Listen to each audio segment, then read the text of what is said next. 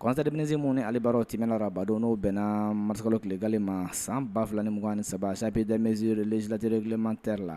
i b'a ye k'a fɔ an ka minisiri ni ale ka baaraw ɲɛsilen bɛ fɔka bɛɛ sigi ka fɔ ani bɛnɲɔgɔnya o ma an ka jamana kɔnɔna la maaw ka se ka don da kelen fɛ ka bɔ da kelen fɛ bɛɛ k'a fɔ ale fana ka baara sinsinlen bɛ a kɔrɔdɔ purlapɛ reksilasiyonnasionali kan sanga o ma bɛnkanba minnu kɔni ni a gafe bɛ kuma kan o bɛ se ka waleya cogo minnu la kɔnsɛ minisiriri la k'i b'a ye ka fɔ sariya sen dɔw ta n'aw fɔ ma ko bolojɛri tɛkisi a bɛ kuma jumɛn kan ka fɔ mun bɛ tali kɛ cakɛda dɔ n'aw fɔ ma ko ka se ka a fɔ ma ko organizasiyɔn ani mɔdalite a fɔ ma ko otoreterezcɔn repartisiyon an fafɛ de vte da kiirisi maa minnu bɛ n'olu gɛlɛya sɔrɔ ka se ka kulu dɔ bila sen ka kulu minɛ ka wuli kajɔ boloda ka se ka o maaw ka hakɛw sabati cogo min na k'aw bila ka kɛ minɛn kɔnɔna la k'i b'a ye ka fɔ kabi an ka jamana yɛrɛ yɛlɛma o y'a ta mali kɔni a ye gɛlɛya caman kɔni sɔrɔ don tɛmɛnw la ka sanga wa wulikajɔ kɔnikɛla ka dankari ka bon adamadenw ka hakɛw la a kɛla sababu ye ka se ka basigibaliyaw kɔni nanti yɔrɔ caman la wa bɛn o ma se ka kɛ sabati fɛn yɔrɔ o caman la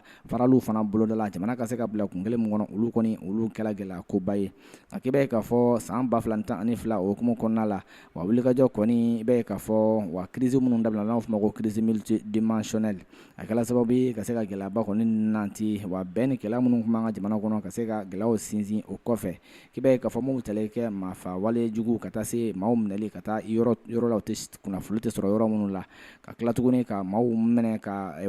maaw lasiya tunu ka bin maaw kan ka maaw ka fɛnw fana sonya ani waleya cɛjugu caman minnu kɔni kɛla yaasa ka se ka sigi ka fɔ ani basigi na ka se ka yafamadalo kɛ ni ɲɔgɔn cɛ k'i b'a ye k'a fɔ mun bɛ tali kɛ wa baara dɔ olu sera ka boloda cogo minnu la mun bɛ tali kɛ anw ka jamana gouvernement a ye ni hakilina ta k'a bila sen kan n'o fɔ ma ko commission vérité justice et réconciliation o yɛrɛ bilala sen kan jamana yɛrɛ politique nationale fana fɛ cogo minnu la nin baara in bɛ se ka timɛ i b'a ye k'a fɔ ma ko plan d'action san 2021 ka taa bila san 2025 la a baaraw kun dama mina bila o de kɔnɔ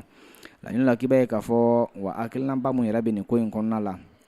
a bɛna kɛ sababu ye ka se ka fara ɲɔgɔnkanba kɛ gɛlɛya yɛrɛ maa minnu sɔrɔ kosɛbɛ i b'a ye k'a fɔ ka olu ka gɛlɛyaw nanti ka se ka wulikajɔ kɛ ka se o ma cogo minnu la kabi san 1970 kabi san 1960 n'o fɔ ma ko 1960 kabi wa gɛlɛya ninnu daminɛla fo kana bila an bɛ nɔ mun na ka se ka wulikajɔ kɛ maa minnu ye gɛlɛyaw fɛn fɛn sɔrɔ ka se ka wa olu nanti cogo min na o bɛ se ka bila ka hakɛ minɛn kɔnɔ i b'a ye k'a fɔ ko projet de texte in ko a kɔni bilalen bɛ sen kan cogoya minnu la autorité administrative indépendante de l'autorité de gestion o bɛna kɛ sababu ye a fɔ ma ko réparation en faveur des victimes de crise o bɛna kɛ sababu ye ka se ka kungilenna kɛ fɛn minnu ye kɛnɛ la bɛɛ k'a fɔ wa nin wulikajɔ minnu bɛ boloda wa gɛlɛya fɛn fɛn kɔni sɔrɔ binganni waleyaw fɛ ka se ka o bila adamadenya minɛnw kɔnɔna la komi laɲini y'a fɔ cogo minnu la bɛɛ k'a fɔ hakilina in talen bɛ k'a bila o de kɔnɔna la Bamakɔ marisikalo tilegali san 2023 secrétaire général du gouvernement ale bolonɔ bɛ sɛbɛnw la n'o tɛle kɛ Mahamadu Daɲola officier de l'ordre national